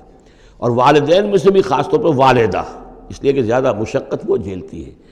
زیادہ تکلیفیں بچوں کی پرورش میں ماں کو برداشت کرنی پڑتی ہیں۔ وَوَصَّيْنَا الْإِنسَانَ بِوَالِدَيْهِ حَمَلَتْهُ أُمُّهُ وَهْنًا عَلَى وَهْنٍ، اسے اٹھائے رکھا،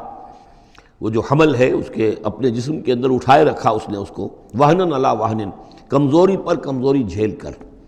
وفصالہ فی عامین، پھر اس کا دودھ چھڑانا ہوا 2 سال میں سے، پھر یہ کہ پہلے 9 مہینے تو جونک کی طرح اس کے جسم کے اندر خون چوستا رہا، اور اس کے بعد پھر جو ہے دودھ اس کا جو ہے پیا ہے، تو وہ بھی اس کی توانائیاں اور اس کی قوت ہی ہے کہ جو دودھ کی شکل میں اس کے لیے غذا بنی ہے۔ انشکر لی ولوالدیک، کہ شکر کرو میرا اور اپنے والدین کا، الی المصیر، اور میری طرف تم کو لوٹ کر آنا ہے۔ اب دیکھیے جیسے میں نے وہاں عرض کیا تھا کہ سورہ عنکبوت میں اور اس میں بڑی مناسبت ہے ان دو میں، وہ مضمون اب یہاں بھی آ رہا ہے کہ اگر یہ 2 حق ٹکرا جائیں، ایک حق اللہ کا ہے شرک نہ کیا جائے، ایک حق والدین کے ساتھ حسن سلوک ہے، اب یہ ٹکرا گئے، والدین کہہ رہے ہیں شرک کرو، اب کیا کریں؟ وَإِن جَاهَدَاكَ عَلَىٰ أَن تُشْرِكَ بِي مَا لَيْسَ لَكَ بِهِ عِلْمٌ، اگر وہ تم سے جہاد کریں، تم پر دباؤ ڈالیں، تم سے لڑیں، تم سے جھگڑیں، اور تمہیں مجبور کریں کہ تم شریک کرو اور شرک کرو میرے ساتھ ایسی چیز کا کہ جس کا تمہارے پاس کوئی علم نہیں ہے، فَلَا تُطِعْهُمَا، تو ان کا کہنا مت مانو۔ وہاں پر بھی یہ مضمون آ چکا، یہاں دوبارہ آ گیا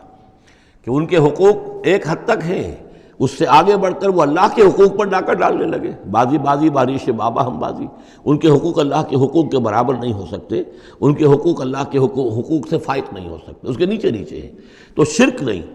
البتہ یہاں یہ ذہن میں رکھیے کہ شرک صرف بت پرستی کو نہیں کہتے. لا تشرک، شرک کی کوئی قسم بھی ہو. اب اللہ کے کسی ایک حکم کو اگر والدین کہتے ہیں توڑو، اس کا کیا مطلب ہے؟ یہ شرک کا حکم دے رہے ہیں. اس لیے کہ آپ نے والدین کے کہنے پر اللہ کے حکم کی خلاف ورزی کی، اس کا مطلب ہے کہ آپ نے مطاع اور معبود والدین کو بنا لیا. نفس کے کہنے پر آپ حرام کے اندر منہ مار رہے ہیں تو آپ کا جو حرام جو دولت ہے وہ آپ کا معبود ہے، اور آپ کا نفس آپ کا معبود ہے. ارأیت من اتخذ الہہ ہواہ، کیا تم نے دیکھا اس شخص کو جس نے اپنی خواہش نفس کو اپنا معبود بنا لیا؟ تو شرک کا مفہوم جو ہے اس کا پورا وسیع مفہوم، اور جیسا کہ اس سے پہلے بھی تذکرہ ہو چکا ہے، اس پر الحمدللہ کہ میں نے تقریباً 20 سال پرانی بات ہے یہ، کہ میں نے اقسام حقیقت و اقسام شرک پر 6 گھنٹے کے کیسٹس جو ہیں میرے وہ ریکارڈڈ ہیں اور موجود ہیں. تو اس حوالے سے اس کو یہ نہیں سمجھنا چاہیے کہ شرک سے مراد صرف بت پرستی ہے. وَإِن جَاهَدَاكَ عَلَىٰ أَن تُشْرِكَ بِي مَا لَيْسَ لَكَ بِهِ عِلْمٌ فَلَا تُطِعْهُمَا. لیکن دیکھیے یہ ہے اللہ تعالیٰ کی تعلیم، اس کے اندر کیا توازن ہے. اس کا یہ مطلب نہیں ہے کہ والدین کے سارے حقوق ہی ساقط ہو گئے. اگر والدین مشرک ہیں، تمہیں شرک کرنے کا حکم دے رہے ہیں تو ان کا یہ حکم تو نہیں مانو گے، لیکن ان کے ساتھ حسن سلوک پھر بھی کرنا ہے. والد تو ہے نا، وہ والدہ تو ہے نا. وَصَاحِبْهُمَا فِي الدُّنْيَا مَعْرُوفًا، دنیا میں ان کے ساتھ رہو بہتر انداز میں، صحیح انداز میں خدمت ان کی کرو. اگر انہیں ضرورت ہے تو اپنا مال ان پر خرچ کرو. اس کے اندر یہ نہیں ہوگا کہ سارے حقوق ساقط ہو گئے، اب انہیں گالیاں دینی شروع کر دو یا ان کو جو ہے ستانا شروع کر دو، نہیں. لیکن اگر وہ اللہ کے حکم کے خلاف کوئی حکم دیتے تو مت مانو. وَاتَّبِعْ سَبِيلَ مَنْ أَنَابَ إِلَيَّ، اور پیروی کرو اس شخص کے راستے کی کہ جو میری طرف اپنا رخ کر چکا ہے. یعنی والدین کا اتباع نہیں ہے، والدین کی اطاعت نہیں ہے، والدین کے ساتھ حسن سلوک ہے. اطاعت ہوگی اگر اللہ کی اطاعت کے مطابق، اس کے دائرے کے اندر تو اطاعت بھی ہوگی، لیکن بالفعل اور آزادانہ کوئی اطاعت نہیں والدین کی. کہیں بھی قرآن مجید میں نہیں آیا اپنے والدین کی اطاعت کرو. کیا حکم دیا گیا؟ حسن سلوک، نیک سلوک. ان کی ضرورت، ان کی خبر گیری ہے، ان کی خدمت ہے، ان کی ضروریات کا لحاظ رکھنا، اس کا حکم ہے. باقی پیروی کرو اس شخص کی جس نے اپنا رخ میری طرف کر لیا ہے، وہ کوئی بھی ہے. پہلے انبیاء ہوتے تھے، انبیاء کی پیروی کرو. اب انبیاء نہیں ہیں، انبیاء کے خادم ہیں. انبیاء کی امتوں میں جو شخص بھی اٹھا ہے دین کی دعوت لے کر، جس نے اپنا رخ کر لیا ہے، جس نے کہا میں چل رہا ہوں اللہ کے راستے میں، کون میرا ساتھی بنتا ہے، تو پیروی کرو اس کی. وَاتَّبِعْ سَبِيلَ مَنْ أَنَابَ إِلَيَّ، پیروی کرو اس شخص کے راستے کی جس نے اپنا رخ میری طرف کر لیا ہے. ثُمَّ إِلَيَّ مَرْجِعُكُمْ، پھر میری ہی طرف تم سب کا لوٹنا ہے. والدین بھی یہیں آ جائیں گے میرے پاس، تم بھی آ جاؤ گے. فَأُنَبِّئُكُم بِمَا كُنتُمْ تَعْمَلُونَ، پھر میں تمہیں جتلا دوں گا جو کچھ کہ تم کرتے رہے تھے. اب یہاں بیچ میں جو آگے اللہ کی طرف سے آگے آئی، حضرت لقمان کی نصیحت صرف ابھی ایک آئی تھی، یا بنی لا تشرک باللہ ان الشرک لظلم عظیم، اے میرے بچے شرک مت کرنا اللہ کے ساتھ، اس لیے کہ شرک جو ہے بہت بڑا ظلم ہے، بہت بڑی ناانصافی ہے. دوسری وصیت ان کی کیا ہے؟ یا بنی انہا ان تک مثقال حبۃ من خردل فتکن فی صخرۃ او فی السماوات او فی الارض یأت بها اللہ ان اللہ لطیف خبیر. اے میرے بچے عمل، خواہ وہ نیکی کا ہو خواہ بدی کا ہو، انہا، ہا کی ضمیر ہے عمل کی طرف. عمل خواہ ایک رائی کے دانے کے ہم وزن ہو. اب یہ سب سے چھوٹی چیز، رائی کا دانہ، فتیلہ، نقیرہ، یہ 3 چیزیں آتی ہیں قرآن مجید میں عام طور پر چھوٹی شے کے لیے. لا یظلمون فتیلہ، لا یظلمون نقیرہ، اور یہ کہ رائی کا دانہ بہت چھوٹا. تو چاہے وہ نیکی یا بدی ہو، رائی کے دانے کے ہم وزن. اور پھر فتکن فی صخرۃ، وہ کسی پہاڑ کی، کسی چٹان کے پیٹ میں جا کر، کسی کھو کے اندر جا کر وہ عمل کیا گیا ہو. او فی السماوات، یا آسمانوں میں کیا گیا ہو. اب تو آسمانوں میں ہے نا، آپ خلا میں جا کر وہ عمل کر رہے ہیں، تو پھر اب تو انسان جو ہے وہاں تک پہنچ گیا ہے. او فی الارض، یا زمین کے پیٹ میں گھس کر کیا گیا ہو، یأت بہ اللہ، اللہ اسے لے آئے گا. یعنی انسانی اعمال، انسان اشرف المخلوقات ہے، اور انسانی اعمال ایسی گھٹیا چیز نہیں ہے کہ ایسے ضائع کر دے اللہ، چاہے وہ نیکی ہے چاہے بدی. فمن یعمل مثقال ذرۃ خیرا یرہ ومن یعمل مثقال ذرۃ شرا یرہ. لیکن عمل ضائع نہیں ہوگا، چاہے وہ رائی کے دانے کے برابر ہو، پھر چاہے وہ کسی چٹان میں گھس کر کیا گیا ہو، کسی پہاڑ کی کھو میں کیا گیا ہو، چاہے وہ خلا اور فضا کی پہنائیوں میں کیا گیا ہو، چاہے وہ زمین کے اندر سرنگ کھود کر کیا گیا ہو، یات بہ اللہ ان اللہ لطیف الخبیر، یقیناً اللہ تعالیٰ باریک بین ہے، باخبر ہے۔ اب دو چیزیں آ گئیں، اللہ کے ساتھ شرک نہیں، اور اعمال کے بارے میں دیکھ لو، نیکی اور بدی کے نتائج نکل کر رہیں گے۔ اس سے آگے بعث بعد الموت کا یہاں تذکرہ نہیں ہے، اس سے بعد جنت اور دوزخ کا، اس لیے کہ یہ چیزیں معلوم ہوتی ہیں پھر نبی کے بتانے سے۔ اصولی طور پر جو چیز حکمت سے انسان جہاں تک پہنچ سکتا ہے وہ دو ہیں، ایک خالق اور اس کے ساتھ شرک نہ ہو، اور نمبر دو اس اعمال انسانی ان کا ضرور بدلہ ملے گا۔ اب اس کے بعد تیسری بات، یا بنی اقم الصلاۃ، نماز قائم رکھ، یعنی جس اللہ کو تم نے پہچان لیا ہے، اب محض ایک مرتبہ پہچان لینا کافی نہیں ہوگا، اسے یاد رکھنا ضروری ہے، ورنہ شیطان تمہیں ورغلائے گا، تمہیں ادھر ادھر سے جو ہے تمہارا نفس تمہیں غلط راستے پر ڈال دے گا، جب تک کہ یہ ایمان باللہ مستحضر نہ رہے ذہن کے اندر۔ اور ایمان باللہ کو مستحضر رکھنے کے لیے ذکر ہے جو ہم پڑھ چکے ہیں، اتل ما اوحی الیک من الکتاب واقم الصلاۃ ان الصلاۃ تنہی عن الفحشاء والمنکر۔ لہذا اب نماز کون سی تھی وہ ہم نہیں جانتے، لیکن کوئی ذریعہ ایسا ہونا چاہیے کہ تم اللہ کو یاد کیا کرو۔ یا بنی اقم الصلاۃ، اور نمبر 4 وامر بالمعروف وانہا عن المنکر، اور نیکی کا حکم دو اور بدی سے روکو۔ یہ بھی تمہاری ذمہ داریوں میں سے ہے، یہ بھی انسان کی، یوں سمجھیے کہ اس کی انسانیت، اس کی شرافت، اس کی مروت کا تقاضا ہے کہ وہ اپنے جو ابنائے نو ہیں، جو بھی انسان ہیں، ان کی بھلائی کے لیے کوشاں ہوں، اور سب سے بڑی بھلائی ان کی اور سب سے بڑی خدمت یہی ہے کہ انہیں برائیوں سے روکا جائے اور بھلائیوں کی دعوت دی جائے۔ وَاصْبِرْ عَلَىٰ مَا أَصَابَكَ، اور یہ بھی جان لو کہ اگر یہ امر بالمعروف نہی عن المنکر کرو گے تو تکلیفیں آئیں گی، مصیبت آئیں گی۔ پسند تو کسی کو نہیں ہے کہ آپ اس پر تنقید کریں۔ اگر آپ کسی بچے کو بھی سڑک پر کھیل رہا ہو، گلی میں کھیل رہا ہو، اگر آپ اس سے کہہ دیں کہ بیٹے یہ کوئی کرکٹ کھیلنے کی جگہ نہیں ہے، کسی کی گاڑی کا شیشہ توڑو گے تم، تو آپ دیکھ لیجئے پھر کیا آپ کا وہ اس کو کیا جواب دے گا آپ کو۔ اسی لیے آپ بولتے ہی نہیں ہیں کہ اپنی عزت لے کر وہاں سے نکل جائیں۔ تو کسی کو بھی نصیحت پسند نہیں ہے، حق کڑوا ہے، لہذا اب اگر حق کہنا ہے اور نصیحت کرنی ہے تو پھر تیار رہو کہ وہ ممکن ہے تمہیں پلٹ کر گالی دے دے، وہ کہے کہ تم پہلے ذرا اپنے دامن کو دیکھو تمہارے کتنے دھبے ہیں۔ اب جو بھی ہو برداشت کرو، اور اگر کوئی بڑی بات ہے، اگر فرعون کے سامنے جا کر حق کہو گے تو وہ تو کہے گا کہ میں تمہیں جیل میں ڈالوں گا۔ تو اس طریقے سے یہ وَاصْبِرْ عَلَىٰ مَا أَصَابَكَ، پھر جو شے بھی تم پر آئے اس پر صبر کرو، إِنَّ ذَلِكَ مِنْ عَزْمِ الْأُمُورِ، یقیناً یہ چیزیں ہیں جو بڑی ہمت کے کاموں میں سے۔ گویا کہ وہ چاروں چیزیں اس میں آ گئیں، وَالْعَصْرِ إِنَّ الْإِنسَانَ لَفِي خُسْرٍ إِلَّا الَّذِينَ آمَنُوا وَعَمِلُوا الصَّالِحَاتِ وَتَوَاصَوْا بِالْحَقِّ وَتَوَاصَوْا بِالصَّبْرِ۔ یہاں اصطلاحات ذرا علیحدہ ہو گئی، تواصی کے بجائے امر بالمعروف نہی عن المنکر آ گیا، صبر جو کا تو ہے، باقی ایمان اور وہ تمام چیزیں، اعمال صالحہ میں سے نماز آ گئی، والدین کے ساتھ حسن سلوک آ گیا۔ آخری دو آیتیں ہیں وَلَا تُصَعِّرْ خَدَّكَ لِلنَّاسِ، اور دیکھو اپنے گالوں کو پھلا کر مت رکھو لوگوں کے سامنے، یعنی تکبر اور غرور، اس انداز میں رہنا۔ وَلَا تَمْشِ فِي الْأَرْضِ مَرَحًا، اور تم زمین میں اکڑ کر نہ چلو۔ ان اللہ لا يحب كل مختال فخور، یقیناً اللہ تعالیٰ کو جو اکڑنے والے ہیں، اور یہ مختال بنا خیل سے، خیل کہتے ہیں گھوڑے کو، گھوڑے کی چال میں ایک تمکنت ہوتی ہے، تو جب انسان بھی بڑی تمکنت کے ساتھ چلتا ہے تو وہ گویا کہ اختیال بن گیا۔ لا يحب كل مختال فخور، شیخی خورے، فخر کرنے والے، اکڑنے والے اللہ کو پسند نہیں ہے۔ یہ مضمون سورہ بنی اسرائیل میں بھی آ چکا ہے۔ وَلَا تَمْشِ فِي الْأَرْضِ مَرَحًا إِنَّكَ لَن تَخْرِقَ الْأَرْضَ وَلَن تَبْلُغَ الْجِبَالَ طُولًا، تم کتنا ہی پاؤں مار کر چلو ہماری زمین کو پھاڑ نہیں سکتے، اور کتنی گردن اکڑا لو، اونچے ہو جاؤ، سینہ تان لو اور اوپر ترا بھی چڑھا لو، لیکن یہ کہ تم پہاڑوں کی اونچائی تک نہیں پہنچ سکتے۔ آخری بات فرمائی وَاقْصِدْ فِي مَشْيِكَ، اپنی چال میں میانہ روی اختیار کرو۔ یہ میانہ روی ہر اعتبار سے، چال میں بھی، خرچ میں بھی، وَالَّذِينَ إِذَا أَنفَقُوا لَمْ يُسْرِفُوا وَلَمْ يَقْتُرُوا وَكَانَ بَيْنَ ذَلِكَ قَوَامًا، یہ ایک میچور شخصیت کا کہ اس کے اندر ہر اعتبار سے معلوم توازن ہو، انتہا پسندی کسی بھی اعتبار سے نہ ہو۔ وَاقْصِدْ فِي مَشْيِكَ وَاغْضُضْ مِنْ صَوْتِكَ، اور اپنی آواز کو پست رکھو۔ اس کا مطلب کیا ہے کہ کہیں کوئی آرگومنٹ ہے، کہ جھگڑا ہو گیا ہے تو آواز کو بلند کرنے کی کوشش نہ کرو، بات اپنی کرو۔ عام طور پر یہ ہوتا ہے کہ جب آدمی دیکھتا ہے کہ میری دلیل تو کمزور پڑ گئی تو پھر وہ اپنی آواز کی والیوم بڑھا کر کوشش کرتا ہے کہ کمپنسیٹ کرے کہ دلیل عقلی اعتبار سے تو کمزور ہے لیکن میری آواز جو ہے وہ اس کے اندر وزن پیدا کر دے۔ وَلَا وَاغْضُضْ مِنْ صَوْتِكَ، اور دیکھو إِنَّ أَنْكَرَ الْأَصْوَاتِ لَصَوْتُ الْحَمِيرِ،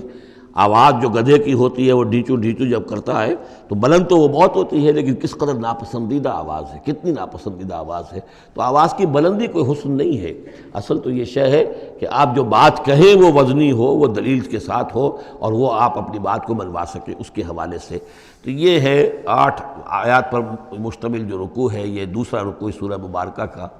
یہ ہمارے اس منتخب نصاب کا تیسرا سبق ہے۔ بارک اللہ لی و لکم فی القرآن العظیم ونفعنی وإیاکم بالآیات والذکر الحکیم۔